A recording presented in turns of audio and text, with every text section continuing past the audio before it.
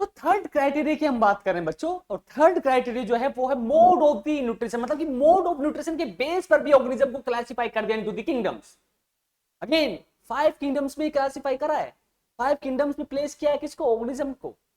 तो ये जो मोड ऑफ न्यूट्रिशन है ये भी एक क्राइटेरिया था किसका, 5 किंगडम क्लासिफिकेशन का। तो mode of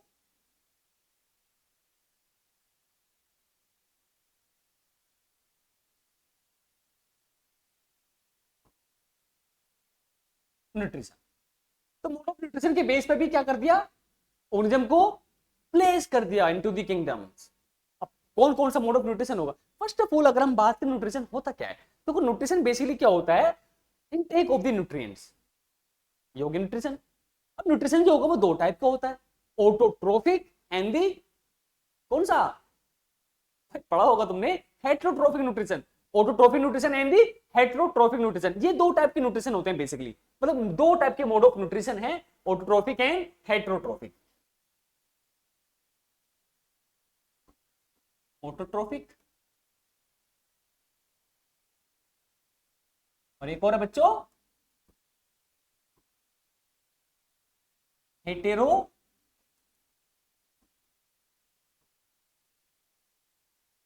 mode of the nutrition. तो क्लास 10 में तुमने एक चैप्टर पढ़ा होगा, ठीक है। अब देखिए यहाँ पे ऑटोट्रोफिक भी दो टाइप के हो सकते हैं। ये पहले ऑटोट्रोफिक न्यूट्रिशन होता कौन सा है, तो those organism which can prepare और they synthesize their own food by the itself, जो अपना फूड खुद से बना सकते हैं, उन्हीं को यहाँ पर क्या बोल रहे हैं, ऑटोट्रोफिक न्यूट्रिशन बोल रहे हैं। भाई खाना तो हम भी अपना खुद बना लेते हैं, तो क्या हम ऑटोट्रोफ हुए, फहमी है तुम्हारी अगर ऐसा सोचते हो तो। हम ऑटोट्रोफ नहीं है, हम अपना फूड खुद से नहीं बना सकते, हम भी डिपेंडेंट हैं अदर ऑर्गेनिजम्स पर, चाहे वो प्लांट्स पे हो या वो एनिमल्स पे हो। तो कुछ लोग ऐसे होते हैं ना कि जो वेजिटेरियंस हैं, कुछ लोग ऐसे हैं जो नॉन वेजिटेरियंस हैं, कुछ ऐसे हैं जो दोनों हैं, मतलब वेजिटेबल्स भी खाते हैं और एनिमल्स को भी खा रहे हैं। तो हम ऑटोट्रोफ नहीं है, हम हेटेरोट्रोफ्स हैं, हम इन पर डिपेंडेंट हैं। हाँ अपना हम रॉ मटेरियल से हम उसको खाने योग्य हम उसको बना सकते हैं, पका सकते हैं उसको, बस मतलब ये नहीं हुआ कि हम ऑटोट्रोफ हो गए हमने खाना बना लिया। तो ये याद रखना इस पॉइंट को, हालांकि पता होगा सबको। क्या दो टाइप के mode of nutrition, autotrophic and the heterotrophic, and those organism who can prepare their own their food by itself known as the autotrophic nutrition, या उसको हम क्या बोलेंगे, ऑर्गेनिज्म को ऑटोट्रोफ्स हम बोल रहे हैं। क्या बोल रहे हैं बच्चों, ऑटोट्रोफ्स हम बोल रहे हैं। पर जो अपना न्यूट्रिशन खुद से प्रिपेयर नहीं कर सकते उनको हम यहां पर क्या बोलेंगे, हेट्रोट्रोफ्स हम बोलेंगे, या उस न्यूट्रिशन को क्या बोलेंगे, हेट्रोट्रोफिक हम बोलेंगे। क्या बोलेंगे, हेट्रोट्रोफ्स हम बोलेंगे। अब आइए यहां पर जरा, तो ये जो ऑटोट्रोफ्स है ये दो टाइप के हो सकते हैं, दो टाइप के कैसे, फोटोसिंथेटिक ऑटोट्रोफ भी हो सकते हैं, कीमोसिंथेटिक ऑटोट्रोफ्स भी हो सकते हैं, जो बैक्टीरिया है, उन्हीं को हम आगे डिस्कस करने वाले करेंगे मोनेरा किंगडम में। तो दो कौन कौन से हैं, फोटो ऑटोट्रोफ्स, फोटो ऑटोट्रोफ्स हैं, और कौन सा है,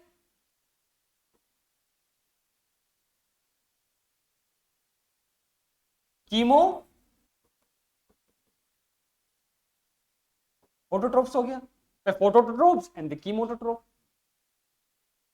इसमें हमने ले लिया प्लांट टी, तो जितने भी प्लांट्स हैं वो मेनली परफॉर्म करेंगे photosynthesis, phototrophs, but not all plants, कुछ प्लांट्स ऐसे भी होते हैं जो हेटेरोट्रोफ नेचर के होते हैं, insectivorous plant, pitcher plant, bladder board, Venice fly trap, ये तो नहीं है फोटोसिंथेसिस परफॉर्म करने वाले प्लांट। तो क्या इनको फोटोट्रोफ बोलोगे, नहीं बोलेंगे, हेटेरोट्रोफ में ही ले जाएंगे इनको, और कुछ एक्सेप्शन होते हैं। चलिए कीमोसिंथेटिक वाले हमने इसमें डाल दिए बैक्टीरिया, आगे डिस्कस करेंगे उनको मोनेरा किंगडम में। यहां हमने डाल दिया प्लांट में, प्लांट्स हैं और जो ब्लू ग्रीन एल्गी है, cyanobacteria, blue green algae, algae है तो मतलब ये नहीं कि ये एल्गी है, कंफ्यूजन बनते बच्चों को बहुत ज्यादा यहाँ पर। तुम कंफ्यूज मत होना, तुम पढ़ चुके हो इसको, blue green algae. Algae that means note algae, हाँ एल्गी जैसे फीचर्स हैं इसके पास, फोटोसिंथेसिस परफॉर्म करेगा ये, क्लोरोफिल प्रेजेंट होता है इसके पास। चलिए तो ये हो गया, कीमोसिंथेटिक में क्या आ गए, बैक्टीरिया आ गए। अब हेटरोट्रोफिक की हम बात कर लेते हैं। तो जो हेटरोट्रोफिक वाला होगा, अभी हमने पढ़ा those organism who cannot prepare their own food by itself and dependent on the another organism for their nutrition। क्या तारीफ करो थोड़ी सी, उन्हीं को तो बोल रहे हैं हम हेटरोट्रोफ, नोन एज हेटरोट्रोफ। चलिए अब हेटरोट्रोफ जो है वो दो टाइप के हैं।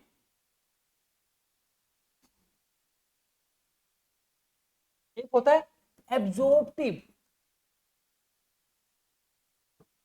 एब्जॉर्प्टिव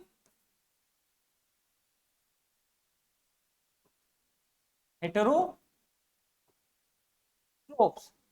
एक होते हैं बच्चों इंजेस्टिव, इंजेस्टिव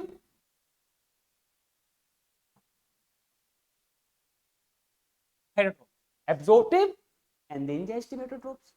अब जो एब्जॉर्प्टिव वाले होंगे वो क्या करेंगे, डेड एंड डिकेइंग मैटर से न्यूट्रिशन को एब्सॉर्ब कर रहे हैं। क्या कर रहे हैं, एब्सॉर्ब कर रहे हैं न्यूट्रिशन को। जैसे सेप्रोफाइट्स, कौन से, सेप्रोफाइट्स, वो जो डिकम्पोजर्स होते हैं, बैक्टीरिया हुए फंगाई हुए, वो डिकम्पोजर ही तो है मेनली, मतलब मेनली नहीं पर होते हैं डिकम्पोजर्स, फंगस हैं, बैक्टीरियाज हैं। वो क्या करेंगे, एब्जॉर्ब करेंगे न्यूट्रिशन को from the dead and the decaying matter. मतलब कोई ऑर्गेनिज्म है जो पत्ता कट हो गया उसका मान लो, तो डेड, आफ्टर द डेड, तो उसी डेड ऑर्गेनिज्म पर, उसी डेड मैटर पर क्या करेंगे, उसको वो ब्रेक करेंगे। उसको तुमने पढ़ा होगा डिकम्पोजिशन प्रोसेस होता है, ऑर्गेनिक कंपाउंड को इनऑर्गेनिक कंपाउंड में ब्रेक होता है। तो उसी ऑर्गेनिज्म से वो क्या कर रहे हैं, अपना न्यूट्रिशन ड्राइव कर रहे हैं। ये हेटरोट्रोफ्स पैरासाइट्स हो गए, वो क्या कर रहे हैं, एब्जॉर्ब कर रहे हैं इसको, न्यूट्रिशन को फ्रॉम दी होस्ट बॉडी। तो एब्जॉर्प्टिव हेटरोट्रोफ्स और एक है इंजेस्टिव हेटरोट्रोफ। अब यहां पर क्या करेंगे, जैसे कि हम हैं, हम क्या कर रहे हैं, होलोजोइक, जिनके पास क्या होगा सॉरी, होलोजोइक न्यूट्रिशन के बेस पर। तो आगे देखो यहां पर जरा, और ये एब्जॉर्प्टिव वाले हो गए। यहां देखिए जरा, देखो मोड ऑफ न्यूट्रिशन ये रहा ना, तो मोड ऑफ न्यूट्रिशन के बेस पर भी क्या कर दिया, अल्फाबेटिक ने क्या कर दिया बोलो, आई मीन क्लासिफिकेशन कर दिया यहां पर। तो ऑटोट्रोफिक देखो कौन सा बच्चों,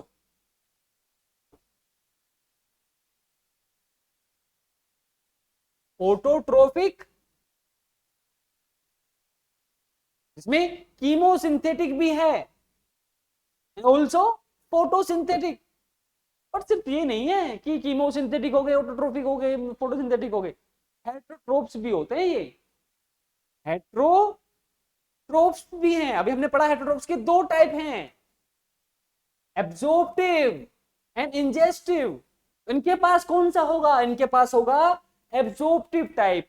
कौन सा होगा, एब्जॉर्प्टिव टाइप, मतलब कि saprophyte derive the nutrition from the dead and decaying matter and also parasite। Parasite में कौन क्या होता है, derive the nutrition from the host body without the killing them। उन्हीं को हम क्या बोलते हैं, पैरासाइट बोलते हैं। इसी टाइप के न्यूट्रिशन को हम क्या बोलेंगे, पैरासिटिक न्यूट्रिशन हम बोलेंगे। समझ में आ रहा है, नहीं आ रहा, आ रहा होगा वैसे, कुछ आसान चीजें बहुत ज्यादा ये। देन प्रोटिस्टा, प्रोटिस्टा में क्या था, ऑटोट्रोफिक था, फोटोसिंथेटिक ऑटोट्रोफ है, but not only the autotrophic in the protista, कुछ ऐसे भी होते हैं जो हेटरोट्रोफिक होंगे। जैसे कि अगर मैं बात करूं प्लाज्मोडियम, अगर मैं बात करूं युग्लिना, युग्लिना तो ऐसा ऑर्गेनिज्म है कि अगर लाइट प्रेजेंट है तो वो एक्ट करेगा एज ऑटोट्रोफ, बट अगर लाइट एब्सेंट है सो एक्ट एज दी हेटरोट्रोफ। ये खासियत है उसकी, क्लोरोफिल प्रेजेंट होता है उसमें, आगे डिस्कस करेंगे उसको प्रोटिस्टा किंगडम में। हेटरोट्रोफ किसमें, तो जितने भी फंगस होंगी ना बच्चों, वो सब हेटरोट्रोफिक वाली होंगी, सेप्रोफाइटिक है, पैरासिटिक है। प्लांट्स में जितने भी हैं वो सबके सब कैसे हैं, ऑटोट्रोफ्स हैं, ऑल आर ऑटोट्रोफ्स। एनिमेलिया में हेटेरोट्रोफिक, होलोजोइक, सेप्रोफाइटिक हो गया। होलोजोइक है हम, और कुछ ऐसे होते हैं जो सेप्रोफाइटिक भी होते हैं। जैसे कि एक एग्जांपल ले लिया हमने वल्चर, पर वल्चर जो अपना न्यूट्रिशन लेता है वो किससे लेता है? डेड एंड डिकेइंग ऑर्गेनिज्म से लेता है, जो मर चुके होते हैं ऑर्गेनिज्म, उसी को वो अपना न्यूट्रिशन ले रहा है। वो क्या है? सेप्रोफाइट तो है वो, एनिमल में आ गया वो। अभी हमने पढ़ा था बॉडी ऑर्गेनाइजेशन का, हमने डिस्कस किया अभी। बॉडी ऑर्गेनाइजेशन जो है यहाँ पर, देखो मोनेरा है, क्या है इसके पास? सेलुलर है। प्रोटिस्टा, ये भी सेलुलर है। और ये जो सेलुलर है ये प्रोकैरियोट वाला सेलुलर है। कौन सा सेलुलर है ये? प्रोकैरियोट वाला। और ये जो सेलुलर है ये कौन सा है? ये यूकैरियोट वाला है। मतलब कि जितने भी यूनिसेलुलर ऑर्गेनिज्म थे उनको प्लेस कर दिया इनटू द प्रोकैरियोट्स, और जितने भी यूनिसेलुलर यूकैरियोट थे उनको प्लेस कर दिया into the Protista, into Protista. Then Fungi में हमने पढ़ा था अभी थोड़ी देर पहले, multicellular loose tissues. Multicellular loose tissues fungus में है। टिश्यू एंड ऑर्गन प्लांट्स में है। Tissue organ in the organ system Animalia में आ गया। ठीक है, तो ये तीन हमने पढ़े, मतलब हमने सेल टाइप पढ़ा कि जितने प्रोकैरियोट्स थे उनको किस में डाल दिया? मोनेरा में डाल दिया। बाकी के जितने भी यूकैरियोट्स बचे उनको किस में डाल दिया? इन चारों किंगडम में डाल दिया, प्रोटिस्टा, फंगाई, प्लांटी, एनिमेलिया। हमने पढ़ा बॉडी ऑर्गेनाइजेशन के बेस पर सेलुलर और सब प्रोटिस्टा, यूनिसेलुलर यूकैरियोट, बाकी सब क्या है? टिश्यू वाले हैं। वो डिपेंड करेगा tissue, tissue loose tissue, tissue organ, tissue organ in the organ system animals में होता है। एनिमल किंगडम हम पढ़ेंगे, कुछ एनिमल्स ऐसे भी होते हैं जिनके पास टिश्यू है, कुछ ऐसे जिनके पास सेलुलर है बट नॉट यूनिसेलुलर, कुछ ऐसे भी हैं जो ऑर्गन वाले हैं, कुछ ऐसे हैं जो ऑर्गन सिस्टम वाले हैं, जैसे कि हम तुम, नॉट ओनली मैं, तुम भी। चलिए आगे आइए। सो ये हो गया, तो हमने कौन कौन से पढ़ लिए? मोड ऑफ न्यूट्रिशन हो गया, बॉडी ऑर्गेनाइजेशन हो गया, सेल स्ट्रक्चर हो गया, बचा कौन सा? Mode of the reproduction. Mode of the reproduction, again mode of reproduction. तो रिप्रोडक्शन होता क्या है? वैसे हम क्लास 11th के फर्स्ट चैप्टर लिविंग वर्ल्ड में पढ़ चुके हैं। Reproduction is the biological process by which the production of the offspring, progeny, new young one, which may be similar, मतलब लेस सिमिलर और मोर सिमिलर। हो सकता है कम सिमिलर हो या बहुत ज्यादा सिमिलर हो, वो डिपेंड करेगा टाइप ऑफ द रिप्रोडक्शन पर। रिप्रोडक्शन के भी टाइप्स होते हैं ना, asexual and sexual reproduction. Asexual reproduction में क्या होता है? सिंगल पेरेंट इन्वॉल्व होता है। फ्रेगमेंटेशन, मतलब ये टाइप हो गया फ्रेगमेंटेशन जो है, बडिंग है, वेजिटेटिव प्रोपगेशन है, ये सब क्या है? टाइप है किसके? एसेक्सुअल रिप्रोडक्शन के। सेक्सुअल रिप्रोडक्शन में two different sex parent involve, male and the female, different sex parent, two different sex parent में इन्वॉल्व। कौन कौन से? जैसे कि अगर हम बात करें दोनों में डिफरेंस की, तो एसेक्सुअल रिप्रोडक्शन में क्या नहीं होती? गैमेटोजेनेसिस नहीं होगी, पर सेक्सुअल में होगी। ये हम पढ़ चुके हैं सब। और बताओ, फ्रेगमेंट, नॉट फ्रेगमेंटेशन, फर्टिलाइजेशन। भाई एसेक्सुअल रिप्रोडक्शन में गैमेट नहीं बने तो फर्टिलाइजेशन भी नहीं होगा, that means the fusion between the gamete and the form zygote, वो भी नहीं होगा। पर सेक्सुअल रिप्रोडक्शन में गैमेटोजेनेसिस भी होगी, फर्टिलाइजेशन भी होगा, जाइगोट भी बनेगा। समझ में आ रहा है? चलिए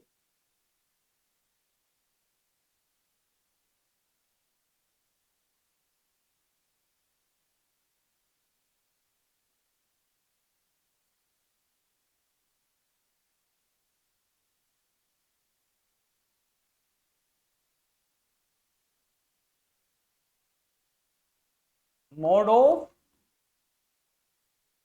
not nutrition,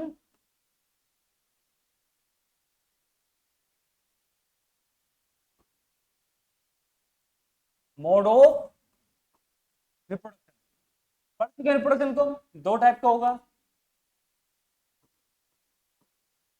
asexual and sexual reproduction. Asexual reproduction में सिंगल पेरेंट इन्वॉल्व हो रहा है, single parent involve. Sexual reproduction में two different sex parent involve, two different sex parent involve हो रहा है, एसेक्सुअल एंड सेक्सुअल। किसमें गैमेटोजेनेसिस होगी, किसमें नहीं होगी, किसमें फर्टिलाइजेशन होगा, किसमें नहीं होगा, ये पता होना चाहिए तुम्हें। रिप्रोडक्शन बेसिकली होता क्या है, प्रोडक्शन ऑफ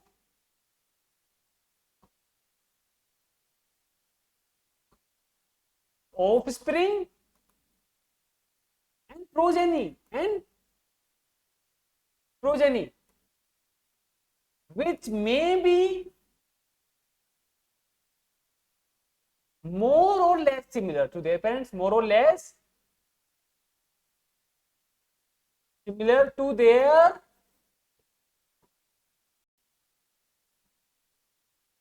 पेरेंट्स। भाई ये तो होता है रिप्रोडक्शन। रिप्रोडक्शन के दो टाइप हैं, सेक्सुअल एंड एसेक्सुअल। एसेक्सुअल में सिंगल पेरेंट इन्वॉल्व होगा, सेक्सुअल पर्सन में टू डिफरेंट सेक्स के पेरेंट इन्वॉल्व होंगे। एसेक्सुअल में क्या नहीं होगा, क्या नहीं होगा बताओ, कमेंट कर दो।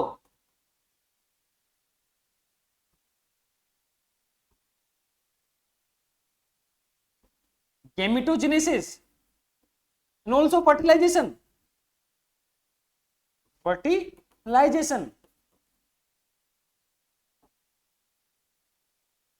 ये दोनों नहीं होंगे इसमें, एसेक्सुअल प्रोडक्शन में।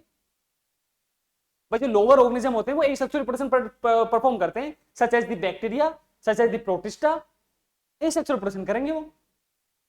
प्लांट्स में भी एसेक्सुअल प्रोडक्शन होता है, पर मेनली सेक्सुअल प्रोडक्शन होता है। पर at the time of the sexual production gametogenesis भी होगा और फर्टिलाइजेशन भी होगा।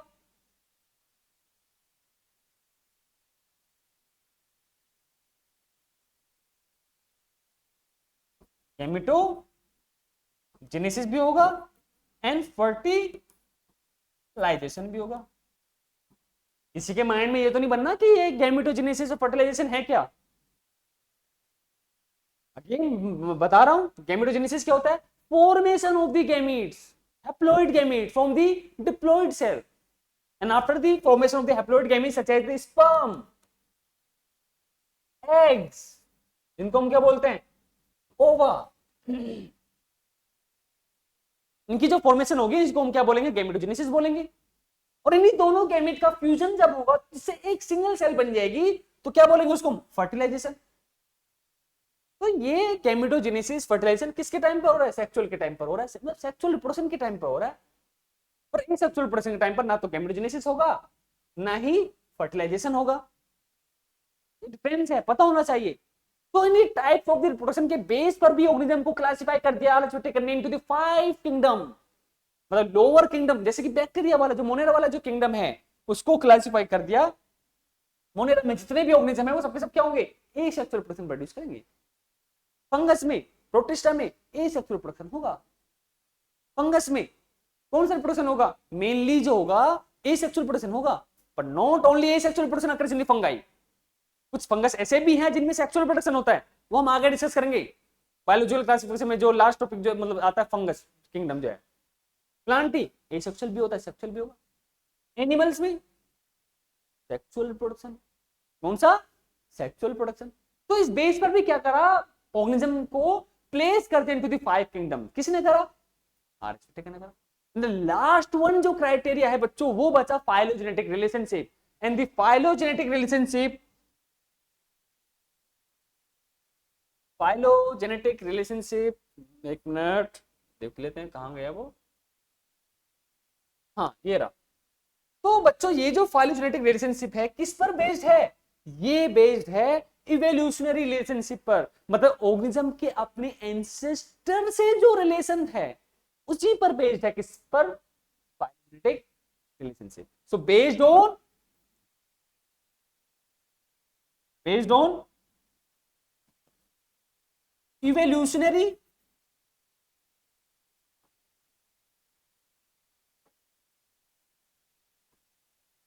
Relationship, based on the evolutionary relationship, समझ में आ रहा होगा। तो ये हो गया कंप्लीट। तो आरएच विटेकर ने क्या करा, ऑर्गेनिज्म को क्लासिफाई कर दिया इनटू द 5 किंगडम्स। अब क्लासिफाई तो करा है या प्लेस तो करा है ऑर्गेनिज्म को, पर क्राइटेरिया क्या लिया, वो क्राइटेरिया ये हैं, cell structure, body organisation, mode of nutrition, mode of the reproduction, phylogenetic relationship. Again यहां से क्वेश्चन पूछा जाता है, तो पता होना चाहिए तुम्हें पांचों क्राइटेरिया के बारे में। Cell structure, prokaryotes, eukaryote, body organisation, unicellular, multicellular, tissue, loose tissues, tissue organ, organ system किस किस के पास है, ये हमने कर दिया अभी। मोड ऑफ न्यूट्रिशन, ऑटोट्रोफ होगा, हेटेरोट्रोफ होगा, कौन सा किसके पास होगा। Mode of the reproduction, A sexual होगा या सेक्सुअल होगा, ए सेक्सुअल के बेस पर किस में डाल दिया, सेक्सुअल के बेस पर कौन से किंगडम में डाल दिया, ये सब आ गया। Phylogenetic relationship, that means the based on the evolutionary relationship, मतलब ऑर्गेनिज्म का अपने एंसेस्टर के साथ जो रिलेशन होगा वही किस में आ गया, उसी के बेस पर हमने क्या करा, फाइलोजेनेटिक रिलेशनशिप कर दिया। समझ में आ रहा होगा। अगर कोई डाउट है कमेंट कर देना, आई विल रिप्लाई। ठीक है, चलिए।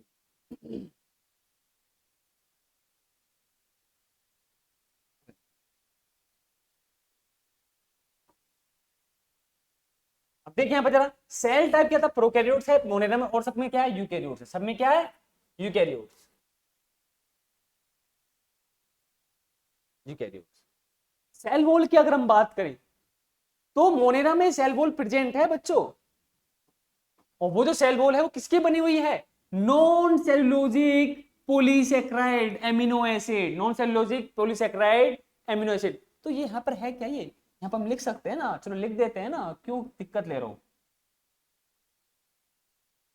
ये हमने लिखा है यहाँ पर पेप्टिडोग्लाइकन, कौन सा है, पेप्टिडो, दिक्कत हो गई, डोंट वरी, पेप्टिडोग्लाइकन। तो मोनेरा में मतलब बैक्टीरिया जो है उनकी जो सेल वॉल बनी होती है वो किसकी बनी होती है, पेप्टिडोग्लाइकन की बनी होती है। इंपोर्टेंट है ये बच्चों, क्वेश्चन पूछा जाता है नीट में। यहां से प्रोटिस्टा में प्रेजेंट होगी, बट सब में नहीं, कुछ में होगी बस। बट काइटिन की अगर मतलब फंगाई की अगर हम बात करें तो फंगस में प्रेजेंट है, किससे, chitin. Fungus cell wall compose by the chitin which is the, ये पॉइंट है, हेट्रोपोलीसेक्राइड है या ये होमोपोलीसेक्राइड है। तो याद रखना ये जो होगा बच्चों वो क्या होगा, दिस इज हेट्रोपोलीसेक्राइड। क्या होता है ये, नॉट हेट्रो, होमो पोलीसेक्राइड होता है। But plant cell wall compose by the cellulose, animal में सेल वॉल क्या होगी, एब्सेंट होगी। तो एक क्वेश्चन है, fungal cell wall compose by, mention कर दो कमेंट में बिल्कुल, काइटिन, किसने बोला chitin, bacterial cell wall, peptidoglycan. if I talk about the cell wall of the animal, मतलब animal cell wall compose by, अब तो उसमें पड़ गए बहुत से बच्चे, मुझे पता है। तो यहां ध्यान दो, एनिमल में सेल वॉल होती क्या है नहीं, तो बनेगी किससे, एनिमल में सेल वॉल क्या होती है, एब्सेंट होती है। न्यूक्लियर मेम्ब्रेन के एस्पेक्ट में अगर हम जाएं तो मोनेरा में न्यूक्लियर मेम्ब्रेन क्या है, एब्सेंट है। बहुत बहुत ज्यादा इंपॉर्टेंट पॉइंट है, क्लास 11th के एस्पेक्ट में, क्लास 12th के एस्पेक्ट में भी न्यूक्लियर मेम्ब्रेन क्या है, एब्सेंट है इन दी मोनेरा। बट जितने भी यूकैरियोट्स होंगे उन सबके पास देखो प्रेजेंट है, nuclear membrane present in all type of the eukaryotes. Body organisation को हम डिस्कस कर चुके हैं, मोड ऑफ न्यूट्रिशन को भी हम डिस्कस कर चुके हैं। तो ये कंप्लीटली चार्ट बहुत बहुत ज्यादा इंपॉर्टेंट है, वेरी वेरी वेरी इंपॉर्टेंट। तो इसको अच्छे से समझ लेना, कोई डाउट हो तो कमेंट कर देना। जैसे कि मैंने बोला कि मैं रिप्लाई करूंगा, डेफिनेटली करूंगा मैं रिप्लाई। अपना काम को अच्छे से करो। देखो एक चीज समझ लो, कोई भी काम अगर हम स्टडी के बेस पे बात करें, पढ़ना समझना बहुत आसान है, तो मुश्किल क्या है फिर, मुश्किल है उसको रिटेन रखना, यहां पर रिटेन रखना, आता माजी सटकली वाला ही। पढ़ना समझना बहुत आसान है एज कंपेयर टू उसको रिटेन रखना अपने माइंड में, ये मुश्किल है। But how we can retain the whole concept in our mind, एक ही तरीका है, रिवीजन। क्या, रिवीजन, सेल्फ स्टडी। तो ये करना पड़ेगा तुम्हें, note a single time, again and again and again, तभी तुम रिटेन कर पाओगे। आई नो ये तुम्हें समझ में आ रहा होगा, इतना ज्यादा कुछ नहीं है इसमें, रॉकेट नहीं चला रहे हैं यहाँ पर इस चीज को, इस कॉन्सेप्ट को, ये जो कंटेंट है यहाँ पर, इसको अपने माइंड में रिटेन करने के लिए तुम्हें एक बार नहीं काफी बार यहाँ पर रिवाइज करना होगा इसको, तभी ये रह पाएगा। ये कि बाबा जी की जड़ी बूटी नहीं है कि खाली अपने हो गए यार, एफर्ट्स लगाने पड़ेंगे उसके लिए। तुम बने रहो हमारे साथ, करेंगे इसको हम। चलिए अब आ गया बच्चों six kingdom classification. Six kingdom classification किसने दिया? कार्ल वूज ने दिया। Six kingdom classification proposed by the Carl Woese and also called as the three domain system. Three domain system. अब यहां पर देखिए जरा, तो कार्ल वूज ने क्या करा भाई, अरिस्टोटेल ने हमें ये तो देके चले गए कि भाई मैं जो ऑर्गेनिज्म को क्लासिफाई करूंगा, मैं तो पांच किंगडम में करूंगा, और जो क्राइटेरिया लूंगा वो क्या होगा? सेल स्ट्रक्चर होगा, बॉडी ऑर्गेनाइजेशन होगा, मोड ऑफ न्यूट्रिशन होगा, मोड ऑफ रिप्रोडक्शन होगा, फाइलोजेनेटिक रिलेशनशिप होगा। ये अरिस्टोटेल ने कर दिया। कार्ल वूज आई, उन्होंने क्या करा? नहीं, मैं तो एक और चीज करूंगा, मैं तो बैक्टीरिया जो मोनेरा है उसको भी क्लासिफाई कर दूंगा दो कैटेगरीज में, Archie bacteria and you bacteria. Archaea, bacteria and यूकैरिया। क्या आ गए? तीन डोमेन डाल दिए, चीज और बढ़ा दिया आगे। किस बेस पर करा? ये तो ये जो डोमेन है, मतलब कि हम आगे डिस्कस करें। देखो यहां पर जरा, यहां देखिए, जो ऑर्गेनिजम्स हैं उन्हें किंगडम में प्लेस कर दिया।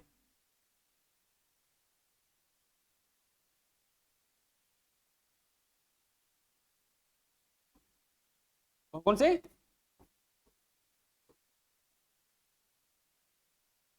Monera,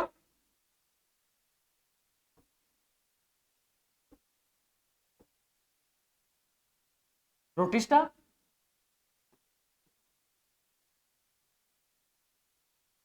fungi,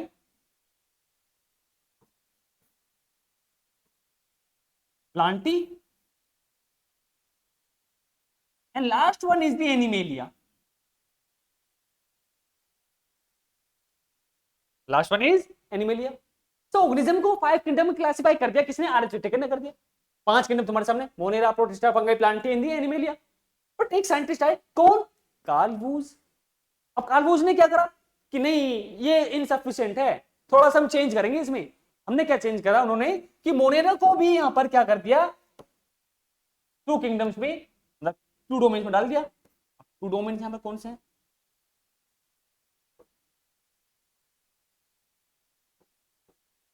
archaea and bacteria.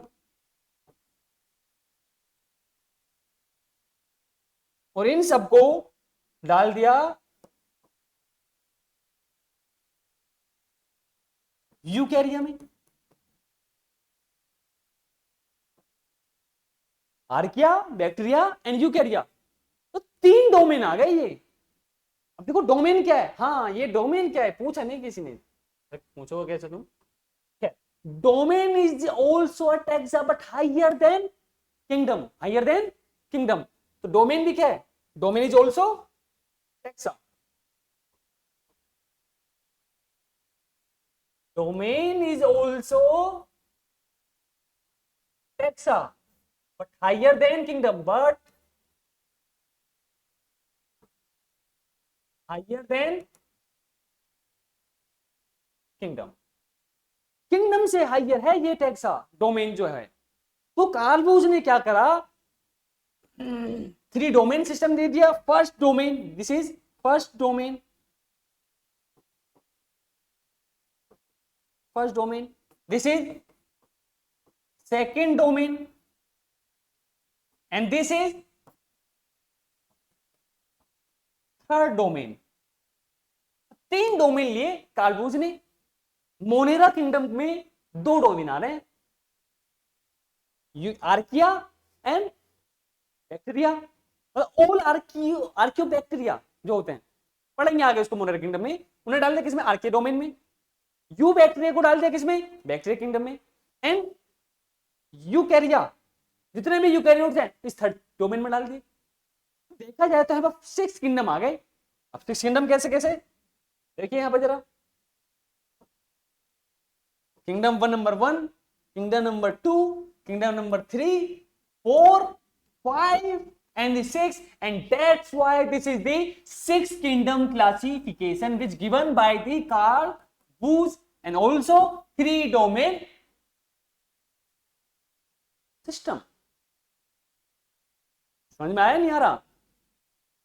अब एक चीज पॉइंट, एक ऑब्जर्वेशन मेरी आई, तुम भी सोचो उसे, कि देखो हमने जितने भी किंगडम क्लासिफिकेशन पढ़े सब में एक चीज कॉमन है, 2 किंगडम सब में कॉमन है। बताइए वो कौन सा किंगडम कॉमन है? स्टार्टिंग से लो 2 किंगडम क्लासिफिकेशन, या तुम ले सकते हो फर्स्ट साइंटिफिक क्लासिफिकेशन से ही ले लो, सब में एक चीज कॉमन आ रही है, 2 kingdoms are the constant in all type of the classification system. 2 kingdoms are constant in all classification system, in all classification system। दोनों क्लासिफिकेशन मतलब नोट दोनों, ऑल क्लासिफिकेशन सिस्टम में 2 किंगडम जो है वो कांस्टेंट है। बताइए कौन से कांस्टेंट है, कमेंट करो। तो वो है प्लांटी एंड ऑल्सो एनिमेलिया। बच्चों ये जो 2 किंगडम है ना, हर एक क्लासिफिकेशन सिस्टम में है, चेक कर लो।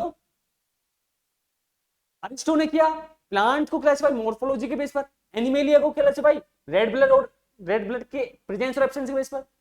कैलुलस ने दिया 2 kingdom classification, 2 kingdom Plantae and Animalia, presence of the cell wall and the absence of the cell wall. इनके पास सेल वॉल प्रेजेंट, इनके पास सेल वॉल एब्सेंट है। थर्ड किंगडम क्लासिफिकेशन हैकल ने दिया, एक और किंगडम यहां पर डाल दिया प्रोटिस्टा, प्लांटी भी है, प्रोटिस्टा भी और एनिमेलिया भी है। 4 किंगडम क्लासिफिकेशन, एक और किंगडम डाल दिया मोनेरा। अगेन मोनेरा किसके बाद यहां पर आया, प्रोटिस्टा के बाद इंट्रोड्यूस किया गया मोनेरा को। तो कोपलैंड ने 4 किंगडम दिए, Monera, Protista and Plantae and the Animalia. Then 5 kingdom classification, Plantae Animalia ये भी है, हाँ Monera, Protista, Fungi, Plantae, Animalia भी तो हमने डिस्कस किया, 5 किंगडम हो गया। 6 kingdom classification, Carl Woese 3 domain, Plantae तो उसमें भी है, एनिमेलिया उसमें भी है। तो हर एक क्लासिफिकेशन सिस्टम में ये जो दोनों किंगडम है ये क्या है, कांस्टेंट है। ये क्या है बच्चों, बोथ आर कांस्टेंट या common in all type of the classification system. I hope समझ में आ रहा होगा सबको। चलिए मिनट,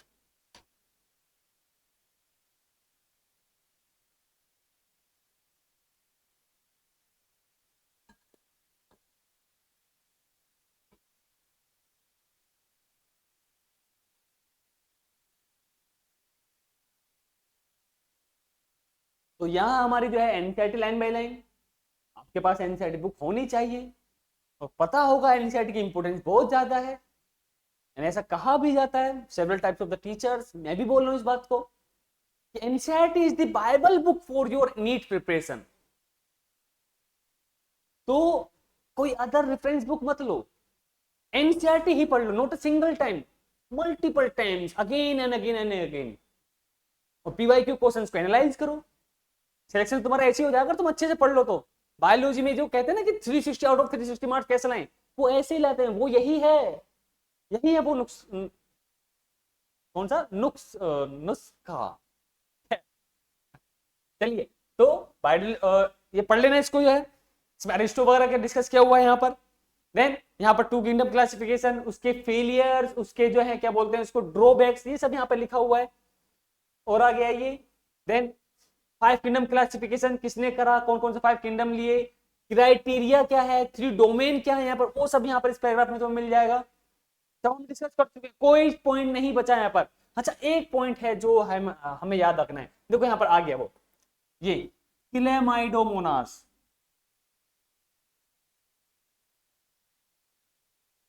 क्लेमाइडोमोनास एंड क्लोरेला। ये दोनों पहले कौन से में आते थे? Earlier placed in the algae with in the plants. किसमें आ रहे हैं? प्लांट्स में आ रहे हैं पहले, in earlier phase. Chlamydomonas and Chlorella both are the unicellular algae, both are unicellular. भाई दोनों कैसी हैं? यूनिसेलुलर एल्गी हैं, इंपॉर्टेंट है ये। Both are the unicellular algae, firstly placed into the algae of the plant kingdom, but recently now time placed into the, इनको place कर दिया किसमें? placed into the protista, placed into protista kingdom. अब protista में हमने क्या पढ़ा अभी थोड़ी देर पहले? बताओ, याद हो अगर तुम्हें हो तो। प्रोटिस्टा में हमने पढ़ा जितने भी ऑर्गेनिज्म होंगे वो सबके सब कैसे होंगे? वो यूनिसेलुलर यूकैरियोट्स होंगे। कैसे होंगे? यूनिसेलुलर यूकैरियोट्स होंगे वो, यूनिसेलुलर यूकैरियोट्स हैं वो। यही चीजें तो हमें याद रखनी है, यही चीजें तो हैं जो हमें सिलेक्शन की तरफ लेके जाएंगी। हमें याद रखना है चीजों को। जैसे कि मैंने तुम बताया, पढ़ना समझना बहुत आसान है एज कंपेरेटिव टू उसको माइंड में रिटेन रखना।